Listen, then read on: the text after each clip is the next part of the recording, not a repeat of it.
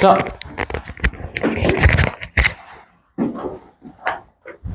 일단은 물질의 특성이라는 단원이고요.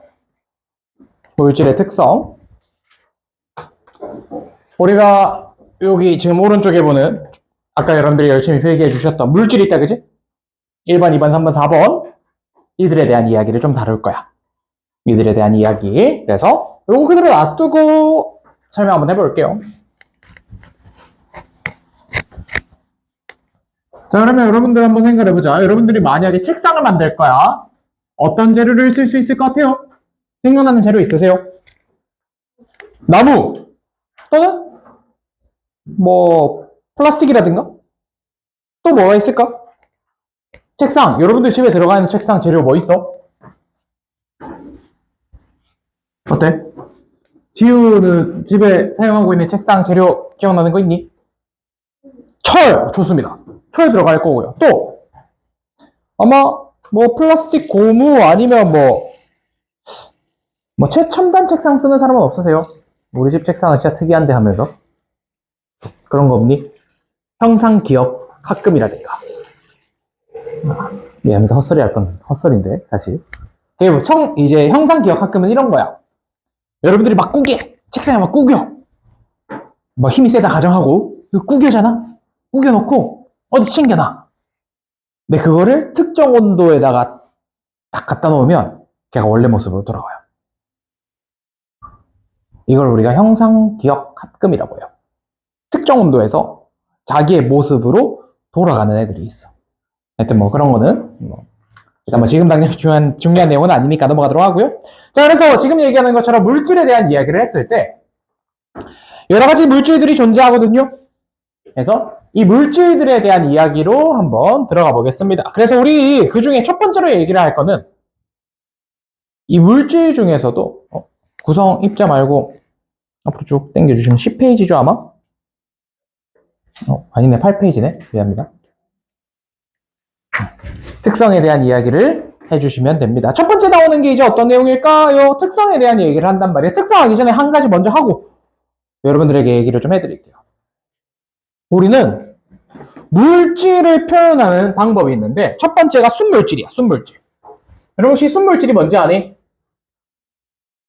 순물질.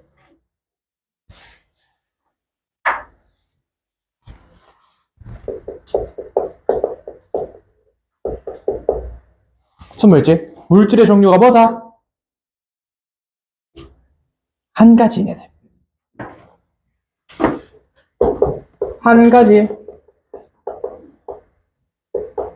물질로 이루어진 물질들을 우리가 순물질이라고 합니다.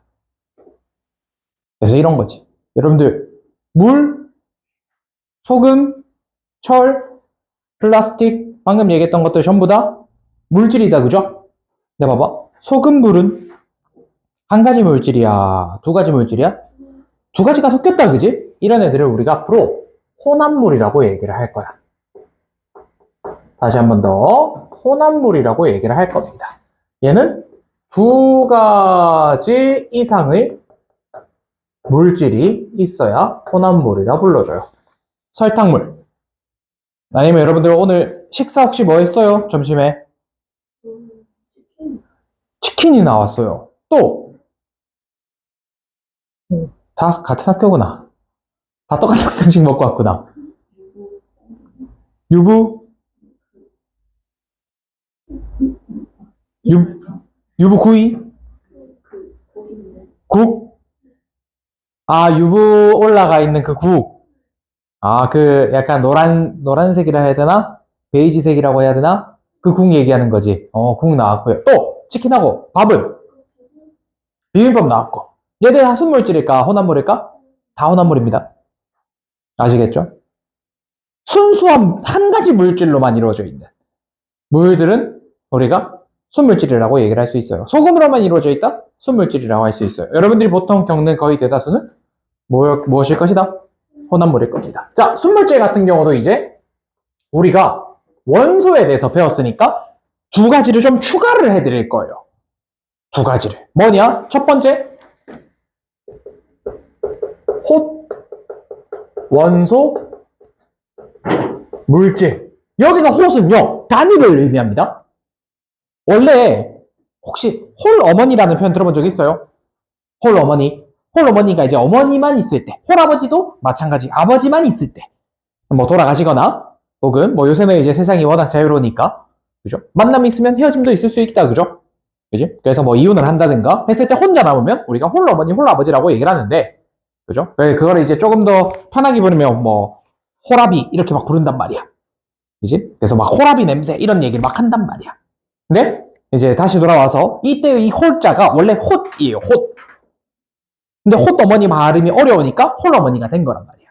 알겠지? 그래서 홑이 단일의 의미입니다. 단일. 그래서 한 가지 원소로 이루어진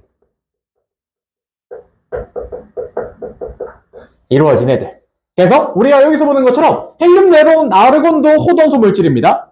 근데 이온 결합 물질은 안 되겠지만 여기 있는 이 금속이나 비금속 성분의 공유 결합 물질, 금속 결합 물질은 홑원소 물질들이 가능해요. 왜? O2, N2, H2 전부 다 한 종류의 원소로만 이루어져 있다, 그지? 그럼 얘들은 홑원소 물질. 두 번째, 화합물이라는 개념이 있습니다. 얘는 두 가지 이상의 원소가 소비되면 되겠습니다. 알겠지? 이렇게 보시면 되겠고요. 자, 그 다음에 이제 혼합물. 혼합물 같은 경우는요, 뒤에서 나오는 내용들과 이제 연계되는 내용인데, 자, 물질이 두 가지 이상인데요. 얘는 균일 혼합물이라는 게 존재하고요. 그 다음에 불균일 혼합물이라는 게 존재합니다. 균일 혼합물과 불균일 혼합물이 있어요.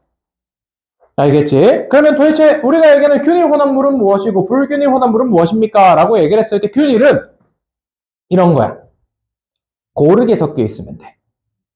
고르게. 고르게라는 말이 무슨 말이냐? 자, 봐봐. 여러분들 혹시 여기 있는 이 공기 있죠? 공기는 순물질일까? 아니면 혼합물일까? 어때요? 혼합물입니다. 왜? 산소도 있죠. 이산화탄소도 있죠. 질소도 있거든요. 아르곤도 있어요. 섞여 있어요. 근데 봐봐. 여러분들 혹시 숨 쉴 때 산소 찾아 숨 쉬십니까? 하면서 찾아가요? 안 찾아가잖아. 왜?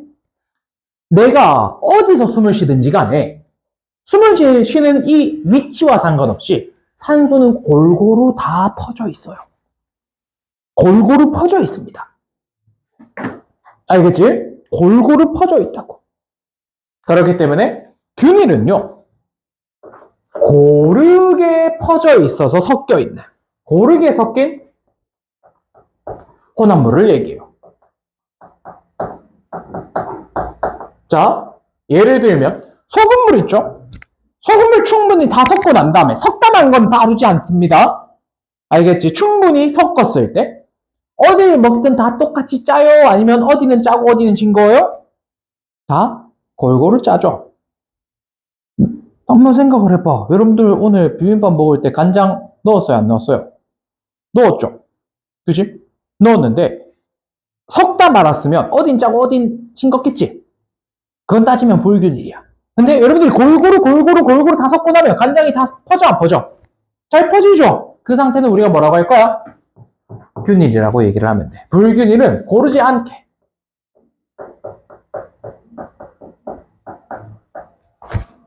섞인 혼합물을 불균일이라고 합니다. 그럼 우리는 균일일까 불균일일까? 우리는 불균일입니다. 고르려면 무늬가 없이 일정해요. 알겠지? 무늬가 없이 아예 일정합니다. 일정.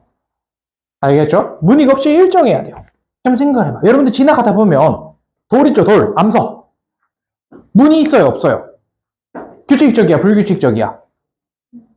뭐 불규칙적인 게 대부분이다, 그지? 조금이라도 어떻게든 다르다고? 다 불균일이야.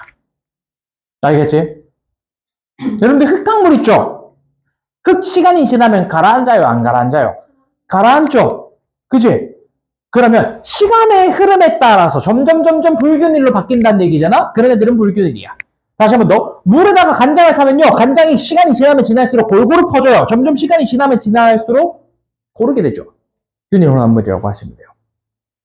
다 섞이기 전은요, 불균일이긴 한데 우리가 그 부분을 언급하진 않아요. 방향성을 해석을 할 거거든. 아시겠지? 그럼 여러분들이 만약에 오늘 이따가 집에 가서 어머니가 된장찌개를 해주신대. 이 된장찌개는 균일일까 불균일일까? 불균일이야. 아시겠죠? 근데 만약에 그 된장을 다 갈아. 어떻게든 다 갈아. 완전 고운 가루로 만들어. 그리고 뒤적뒤적 다 섞어. 그럼 뭐야? 균일이 될 수도 있어. 따진다면. 물론 불균일이긴 하지만 느낌은, 방향성은 얼마나 얘들이 다 쪼개져서 고르게 퍼져 있느냐의 싸움이다라고 생각을 해주시면 됩니다. 그래서 요 순물질과 혼합물에 대한 호돈소물질과 화합물 같은 경우는요, 여러분들이 뒤에 4단원을 배우고 넘어야 알 수 있는 내용이거든. 그래서 요게 책에는 안 나와 있어. 요거 지금 얼른 좀 필기 좀 해주세요. 책에다가 혹은 노트에다가 필기해 주시면 되겠습니다. 물질의 특성을 다루기 전에 물질에 대한 이야기부터 하고 들어갈 거예요. 알고 계시면 되겠습니다.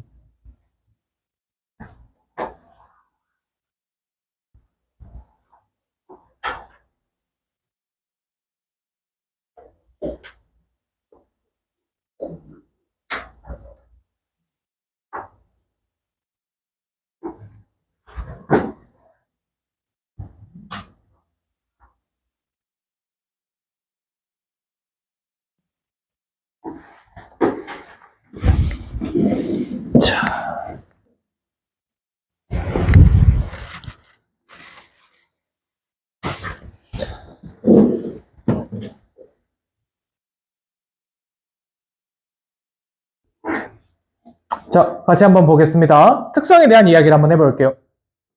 특성. 자, 그러면 우리가 얘기하는 이제 특성이란 도대체 무엇입니까? 라고 얘기를 했을 때,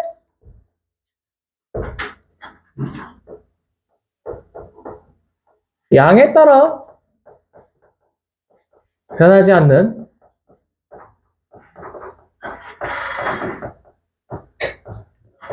고유한 성질을 얘기합니다. 이게 무슨 말이냐? 예를 들어 여러분들 종이 한 장과 두 장은 색깔이 달라요, 안 달라요? 안 달라진다, 그죠? 10장이 돼도 안 달라진다, 그지? 무게는 달라질까, 안 달라질까? 달라지죠? 그러면 무게는 특성일까, 아닐까? 아니에요. 질량은 특성일까, 아닐까? 아니에요. 근데 색깔은 특성입니다. 양에 따라 변하지 않습니까? 라고 얘기를 하는 거야. 알겠지? 그래서 양과 무관하게 성질이 바뀌지 않는 이 성질들을 우리가 특성이라고 얘기를 해주시면 돼요. 아시겠죠? 예를 들어 우리가 이거를 보통 흔히 얘기하는 그 사람의 이제 특성이라고 얘기해도 괜찮아. 누군가의 특성, 바뀔 수 없는 특성. 알겠지? 별 사고가 없다면 바뀌지 않는 성질들을 얘기해 주시면 되겠고요. 예시 같은 경우는 뭐가 있습니까? 맛, 향, 색 모두 특성입니다. 그 다음에 밀도 특성이고요. 끓는 점, 녹는 점, 어는 점 특성입니다. 그 다음에 굉장히 중요할 용해도 특성입니다. 알겠지? 지금 우리가 얘기하는 요 내용들이 전부 다 특성이야. 이거 말고도 굉장히 많아요. 엄청나게 많긴 하지만 기본적인 특성들부터 먼저 얘기를 하겠습니다. 맛 특성입니다. 향 특성입니다. 색깔 특성입니다. 여러분들 음식물 시간 지나면 맛 달라지죠? 그러면 음식물이 유지된 걸까 바뀐 걸까? 바뀐 거야. 썩거나 변화가 일어난 거야. 변성이 일어나는 거야. 아시겠죠? 그래서 기본적으로 우리가 알게 된 맛과 향과 색깔 같은 경우는 물질의 기본 특성이라고 얘기해도 괜찮아요. 겉보기 성질이라고도 얘기를 합니다. 겉보기 성질, 이 겉보기 성질, 겉으로 보이는 모습들 쉽게 변하지 않습니다. 그럼 쌤, 제가 보니까 이런 게 있던데요. 여러분들 빨간색 잉크하고 파란색 잉크하고 물에다가 타면 물 색깔은 무슨 색깔이 되죠? 보라색이 된다, 그지? 맞니? 그러면 잉크가 보라색으로 바뀐 걸까? 아니야. 잉크 안에는 여전히 빨간색 잉크랑 파란색 잉크가 들어있는데 인간의 눈은 분해능이라는 능력이 있어. 이걸 우리가 다른 말로는 시력이야. 멀리서 보면요. 이 점이 몇 개로 보일까? 한 개로 보여요. 쌤 지금 2개 찍었거든요. 이진이 혹시 점 한 개로 보이니? 2개로 보이니? 2개로 보여? 눈이 좋구나. 지우는? 하나로 보여? 눈이 나쁘구나. 이렇게 된단 말이야. 그러면 이제 분해능이 이 작은 걸 얼마나 분해시키느냐와 관련이 있는 거야. 근데 사실 잉크 입자의 크기가 어마무시하게 작을 거기 때문에 인간의 분해능으로는 그 잉크를 하나하나 구분할 수 있을까 없을까? 없겠지. 그래서 빨간색 잉크랑 파란색 잉크랑 섞여서 보라색으로 보이는 겁니다. 그럼 실제로 색깔이 바뀐 거야? 아니야. 이게 혼합물에서의 특징이야. 순물질은요, 이 고유한 성질들을 그대로 다 볼 수 있어요. 그대로. 근데 혼합물은요, 특성은 바뀌지 않기 때문에 이 여러 특성이 섞여서 나타나. 다시 한 번 더, 여러 특성이 섞여서 나타난다고. 혼합물에서는. 다시 한 번 더, 혼합물에서는 여러 특성이 섞여서 나타나기 때문에, 그럼 여기서 문제, 혼합물의 특성은 바뀐다라고 얘기하면 돼, 안 돼? 안 돼. 합쳐져 나타나는 거야. 그래서 특성이 사라져, 안 사라져? 안 사라져. 알겠지? 그래서 재밌는 게 뭐냐면, 소금물은 낮은 온도에서 끓을까, 높은 온도에서 끓을까? 아마 요리 좀 좋아하시는 분들은 쉽게 알 텐데. 그렇지, 너 요리 좀 하는구나. 소금물은 높은 온도에서 끓습니다. 그래서 여러분들이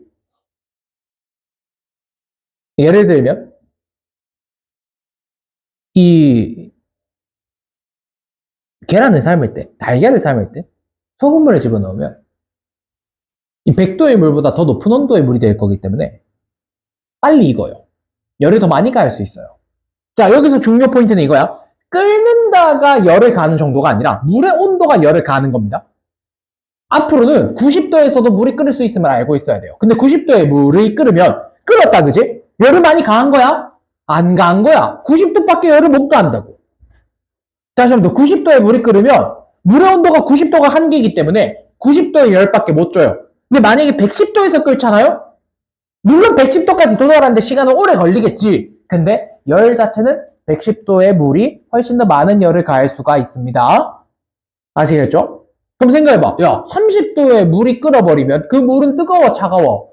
별로 안 뜨겁죠? 미지근하겠지, 우리 입장에서는. 그럼 걔는 열을 많이 가할까, 안 가할까? 안 가한다고. 앞으로 열을 가하는 건 온도지 끓는 거랑 상관없다. 아시겠죠? 근데 우리가 현생에서는 100도에서 끓을 거 아니야, 그지? 뜨거운 거야. 근데 잘 들어. 물은 30도에서도 끓을 수 있어. 신기하지? 근데 실제로 끓을 수 있어. 아시겠죠? 쌤한테도 한 3m의 높이만 있으면 충분히 증명시킬 수 있어요. 알겠죠? 3m. 3m라고 얘기를 하면 사실 쉬워. 여기 이 문 열면 여기가 높이 3층이거든? 밑에서 호수 쭉 끌어올리면요. 물 끓는 거 보여줄 수 있어요. 10m, 여기 한 10m가 안 될 거란 말이야. 한 8m 정도밖에 안 될 거거든. 근데 물 보글보글보글 끓게 만들 수 있어. 진짜야. 신기하지? 근데 그게 가능하다고. 이 현상에 대한 이해를 하게 되면 여러분들이 다 얘기할 수 있어. 근데 중학교 2학년에서는요. 현상에 대한 이해 자체를 요구하진 않아요. 그냥 암기로도 충분히 문제를 풀 수 있는 포인트예요. 근데 그래도 쌤 입장에서는 이해를 했으면 좋겠는 부분들은 언급을 좀 해드리겠습니다. 그래서 첫 번째로 나오는 특성이 뭐냐? 밀도입니다. 밀도. 책에 보시면 밀도 나와 있을 거거든? 생각보다 단순하다. 근데 밀도를 하기 전에 우리가 두 가지 포인트를 알고 넘어갈 거야. 질량과 부피. 자, 여러분들 질량은 무엇으로 결정되죠? 이 재밌다. 되게 재밌는 거다. 지금부터 잘 들어. 여러분들 원자의 종류와 수로 결정된다. 알겠지? 원자의 종류와 수로 결정됩니다. 필요한 것만 여러분들은 끄집어 가시면 돼요. 여러분들 세상 사람들이요 대단해가지고 수소 원자 한 개의 질량을 구했어요. 수소 원자 한 개의 질량 얼마게? 한 개입니다. 한 개. 한 개예요. 한 개 질량이고요. 얘의 질량은 얼마입니까? 라고 얘기를 했을 때 1, 0, 2, 3, 4, 5, 6, 7, 8, 9, 10, 11, 12, 13, 14, 15, 16, 17, 18, 19, 20, 21, 22, 23, 24, 25, 26개에 한 167 정도의 그램을 갖고 있습니다. 다시 한 번 더. 1, 10, 100, 1000만, 10만, 100만, 1000만, 억, 10억, 100억, 1000억, 조, 10조, 100조, 1000조, 경, 10경, 100경, 1000경, 해, 10해, 100개, 1000해. 해단 뭐니? 자야. 그러면 자, 10자, 100자. 근의 167g 정도입니다. 한 개. 한 개. 수소 원자 한 개 질량. 아시겠죠? 참고로 수소 원자 한 개는요, 이 지름이 1억 분의 1cm입니다.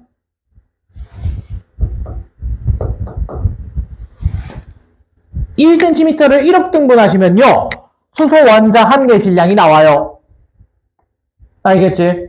다시 한 번 더. 요 어마무시하게 작은 애가 가지고 있는 질량이 이렇다고. 질량을 구했어. 그럼 얘가 몇 개 모이면 이런 표현을 하는 거야. 아시겠지? 몇 개 모이면 몇 그램입니다. 이렇게 들어가는 거야. 아시겠죠? 재밌는 거 하나 알려줄까? 얘가 몇 개 모이면 6.02 곱하기 10의 23 제곱개가 모이면 1g이랍니다.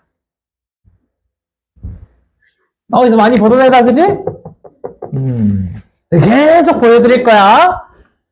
탄소도 있어요. 산소 말고 탄소로 할까? 탄소로 합시다.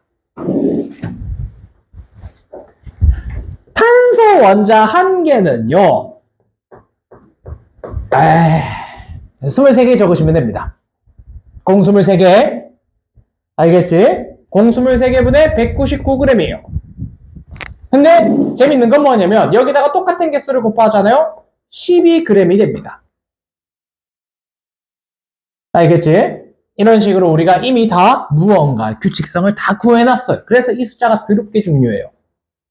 나중에 정말 많이 엄청나게 중요해져요. 라고 얘기를 하시면 되겠습니다. 어쨌든 우리가 지금 보셔야 되는 건 뭐냐? 원자의 종류와 수에 따라 질량이 결정된다는 점. 그럼 생각을 해봐. 이 원자의 종류와 수가 달에 간다고 바뀔까? 안 바뀌어. 우리 집에 간다고 바뀔까? 여러분들 집에 간다고 바뀔까? 안 바뀌어. 질량은 특정 장소나 시간에 따라서 변하지 않아. 알겠지? 그래서 입자의 종류와 수기 때문에 이 입자는 사라지거나 생겨나지 않다 보니까 그대로 간다. 근데 부피는 무엇에 의해서 결정될까? 부피는 두 가지야, 두 가지. 첫 번째, 입자 크기와 입자 운동.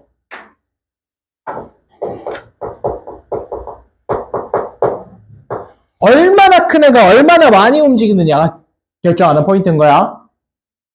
아시겠죠? 근데 참 재밌는 건 입자 운동이 너무 빠르잖아요? 그러면 입자 크기가 중요하지 않습니다. 마치 뭐처럼, 자, 생각을 해봐. 여러분들 KTX를 타고 서울로 가나, 차를 타고 서울로 가나, 비행기를 타고 서울로 가나, 이동한 거리는 다 같아 달라. 다 똑같죠? 덩치가 크다고 해서 더 이동하는 게 아니잖아. 맞니? 그런 것처럼 기체가 되면요, 입자 크기가 중요하지 않아요. 다시 한번 더, 기체일 때는 입자 크기가 중요하지 않아. 왜? 입자 운동이 너무 활발해서. 알겠지? 그런 생각을 해봐. 만약에 똑같은 환경에 비행기 2대를 준비하고 2개를 동시에 출발시킵니다. 이동거리가 같겠죠? 그지? 그래서 지금부터 얘기를 할 건 밀도에 대한 개념이에요. 밀도. 밀도라는 게 도대체 무엇이냐? 그냥 쉬워요. 부피당 질량이에요. 그지? 부피당 질량입니다. 초등학교 때 많이 했죠? 그지? A의 B. 그죠? B분의 A. 이런 것도 많이 했잖아. 그지? 부피분의 질량을 밀도라고 얘기를 할 겁니다. 단위는 밀리리터에 그램을 많이 쓸 거기 때문에 기본 단위는 그램 퍼 밀리리터다라고 얘기를 해주시면 되겠습니다. 이게 우리가 얘기하는 밀도예요. 근데 잘 봐봐. 여러분들 만약에 물을 준비해. 이 두 질량은 같을까 다를까? 똑같습니다. 왜? 물의 식을 보시면요. 얘가 H, 얘가 H, 얘가 O거든. 얘가 H, 얘가 H, 얘가 O거든. 똑같아 달라. 똑같지? 맞니? 그래서 똑같은 물질을 준비하면 질량이 동일해요. 근데 만약에 부피와 온도가 같잖아? 부피와 온도가 같으면 입자 운동이 같아지거든요. 미안, 온도와 압력이다. 잘못 얘기했네. 온도와 압력이 같으면 입자 운동이 같아지거든요. 알겠지? 왜? 여러분들 보일샤를 법칙했잖아. 열을 가했더니 똑같이 움직이기로 했지? 그지? 그게 부피거든? 그래서 우리가 이렇게 얘기해. 이 밀도는요, 온도와 압력이 일정하면 밀도는 변화가 없어. 이렇게 얘기를 하거든요. 왜? 아니 생각을 해봐. 물 분자 하나가 이만큼의 공간을 차지한대. 얘도 그럼 이만큼 똑같은 부피를 차지할 거 아니야, 그지? 맞니? 그럼 봐봐. 한 개 부피분의 한 개 질량이나 두 개 부피분의 두 개 질량이나 같겠어, 다르겠어? 똑같아. 그래서 같은 물질끼리는 밀도가 똑같아. 이때 밀도의 기준은 누구일까?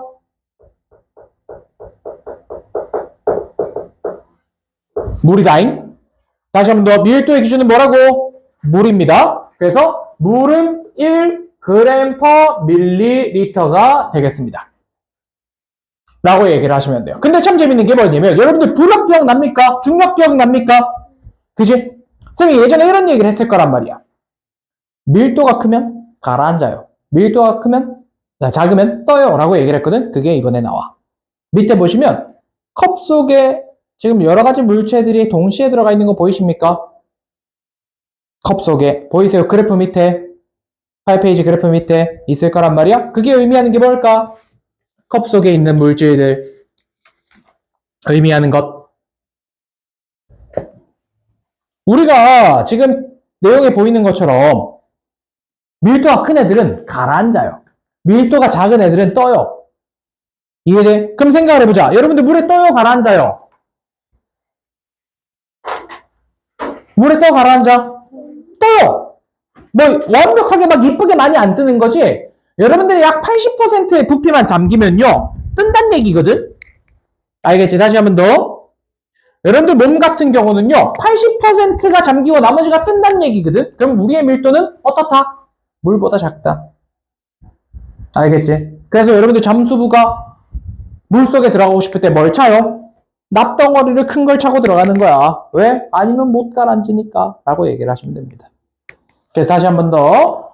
우리가 얘기는 이제 밀도의 기준이 물이 되겠고요. 밀도에 대한 얘기를 하겠습니다. 첫 번째.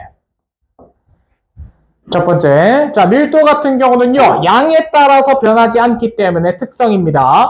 양에 따라서 변하지가 않아요. 그런데 다른 조건에 의해서는 바뀌어도 돼. 첫 번째. 일반적으로 고체의 밀도가 액체의 밀도보다 크고요. 그 다음에 기체의 밀도보다 액체의 밀도가 훨씬 큽니다. 근데 예외가 있어요. 유일한 예외입니다. 누굴까? 액체의 물이 유일하게 이 얼음, 고체의 밀도보다 큽니다. 이 예외는 그냥 외워주시면 돼요. 유일한 예외다. 알겠지? 두 번째. 자, 온도가 높아질수록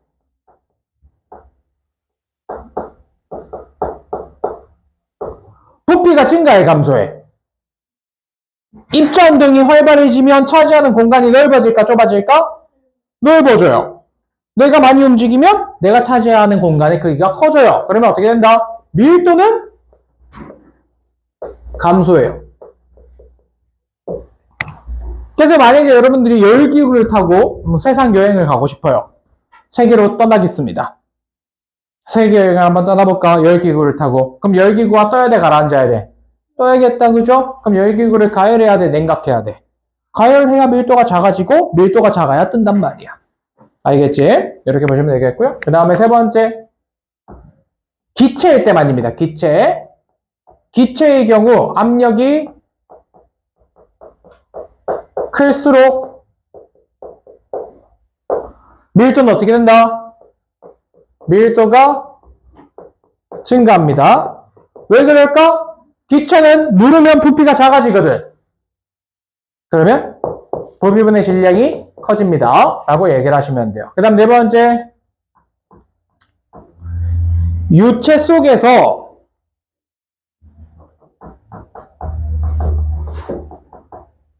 여러분 혹시 유체가 뭔지 아십니까? 그렇지. 기체나 액체 같이 흐를 수 있는 애들을 얘기하는 거야. 유체 속에서 밀도가 큰 물질은 가라앉습니다. 알겠지? 다시 한번 더 가라앉아요.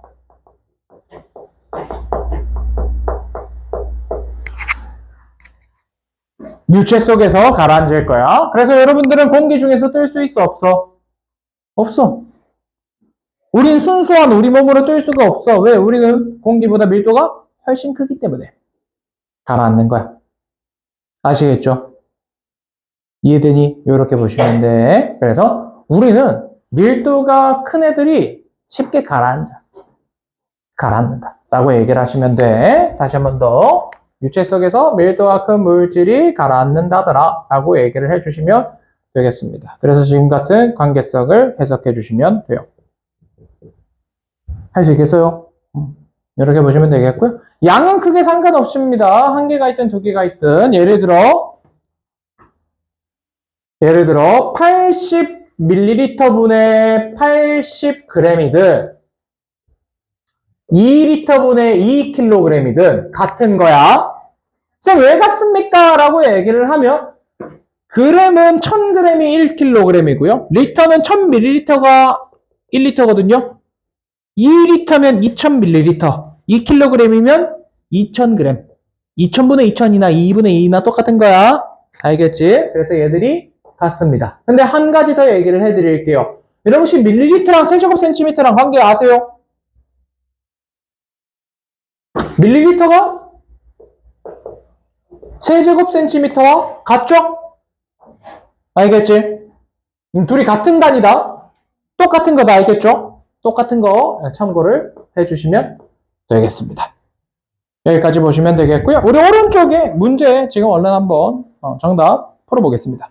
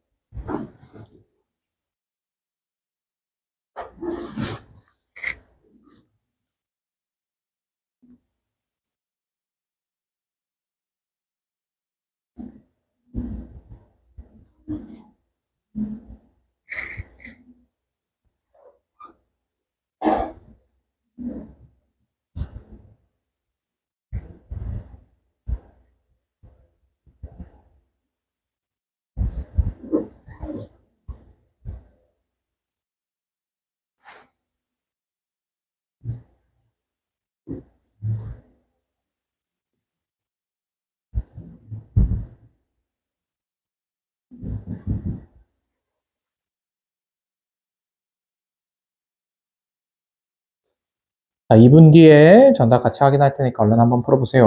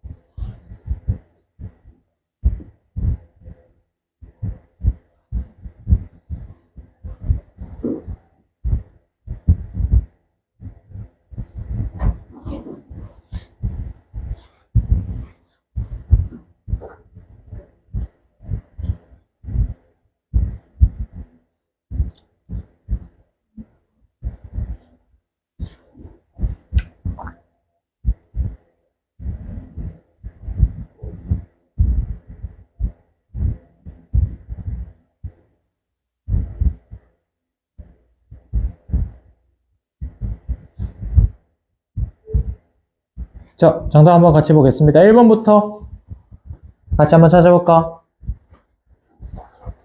자, 1번에 자, 물질의 특성에 대한 설명입니다. 1번, 물질의 종류에 따라 다르죠?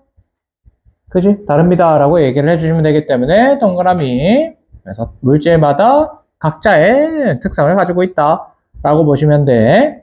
다음 두 번째, 물질의 특성을 이용하면 물질을 구분할 수 있습니다. 왜? 색깔이라든가 맛이라든가 향이라든가 구분이 가능하잖아요? 그래서 이걸로 구분을 할 수 있다. 100% 가능한 건 아닙니다. 모두 하는 건 아닌데 대다수 어쨌든 구분을 할 때 어떤 특성이든 이용을 하면 된다. 절대 농도나 양 같은 걸로 비교를 하진 않습니다. 부피라든가. 3번에 같은 물질이라도 물질의 양이 달라지며 많아지면 물질의 특성이 달라진다. X. 특성은 바뀌지 않아요.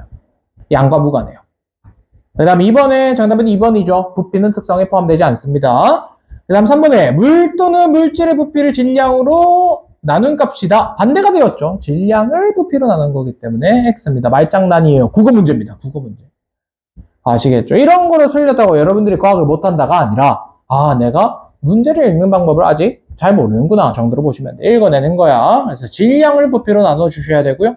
이번에 밀도의 단위는 그램 퍼 세제곱센티미터, 그램 퍼 밀리리터 맞습니다. 동그라미. 세 번째, 두 물질의 부피가 같을 때 질량이 작을수록 밀도가 작습니다. X. 부피분의 질량인데 질량이 작으면 밀도가 작지. 분자값이잖아, 질량이. 아시겠지? 분모의 부피가 분자의 질량이 들어가는 거야.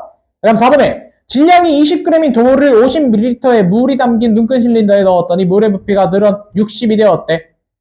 돌의 밀도는 얼마일까? 라고 물어봤거든요. 자, 지금 물의 부피가 50에서 60으로 늘었지? 그러면 늘어난 이 10이 돌의 부피겠다, 그죠? 질량이 20이잖아. 밀도는 2g per 세제곱센티미터. 뭐, 다음부터 웬만하면 써주세요. 수학도 그렇고, 과학도 그렇고, 웬만하면 단위 있으면 단위 써주면 좋습니다. 길이를 구하시오? 그러면 단위 써주시고요. 알겠지? 뭐 길이가 x다. x를 구하시오? 그럼 단위 안 써도 됩니다. 숫자를 물어보는 거여서. 근데 여기서 밀도를 구하시오니까 단위 써주세요. 아시겠죠? 그 다음에 5번에 A에서 D까지의 밀도를 모두 구하래. A의 밀도는 일단 단위 무시하고 얘기할게요. 4. B는 1. 그 다음 C도 미안합니다. C는 1.5 혹은 2분의 3. A와 D만 구하면 되니? 그렇네. 잘했어, 다 구한 사람들은. 일단 다 구해보자. D는 0.5, 2분의 1. 그지? 그 다음 E는 1이다, 되지? 그래서 같은 물질인 건 누구랑 누구게? B입니다. 아시겠죠? 근데 같은 물질로 예상되는 거라고 얘기하는 게 같을지 다를지는 아직 몰라. 근데 같을 가능성은 있다, 이거야. 이유는 밀도가 같으니까. 그 다음 6번에 밀도의 부등호를 쓰래. E가 제일 크고요. 이쪽으로 입 벌려주시면 됩니다. 알겠지? 부등호 열어주시고요. E, D, C, B, A 순이면 됩니다. 그 다음 7번에 밀도죠. 다음 현상은 밀도에 대한 이야기입니다. 헬륨을 채운 비행선이 위로 떠오르거나 구명조끼 얘기를 해주시면 될 것 같습니다. 해서 이번 주 숙제는요. 13쪽까지가 숙제가 되겠습니다. 지난주 숙제 틀린 거 한번 마저 고쳐보시고요. 덜 하신 분들은 내일까지 좀 부탁할게. 알겠지? 내일 제이는 내일 어차피 오니까 그지? 내일까지 좀 부탁드리고요. 13쪽까지 문제 잘 풀어주시면 되겠고 다음 주에 특성 간단하게 정리하고 넘어갈 거거든요. 특성은 이제 한 2주 정도 더 하면 끝이라서 요거 끝내고 나면 넘어갈 수 있을 거예요. 그래서 쌤 목표는 요번 12월 달부터는 중2 2학기 진도 넘어가는 걸로 얘기를 할 거고요. 12월 말부터는 시간표가 좀 변경될 수 있습니다. 지금 쌤도 지금 여러 가지로 시간표 좀 조정 중이야. 아마 초등학교 다니는 친구들은 지금 5학년은 어차피 내년에도 똑같이니까 상관없는데 아마 내년 중학교 들어간 친구들은 시간표가 변경이 좀 될 거거든? 알겠지? 변경이 될 거라서 그거는 쌤이 좀 안내를 해드릴게요. 고생했습니다. 아마 12월 한 중순쯤 되면 시간표 나올 거야. 먼저 아마 안내 나갈 거예요. 고생했습니다. 잘 가요.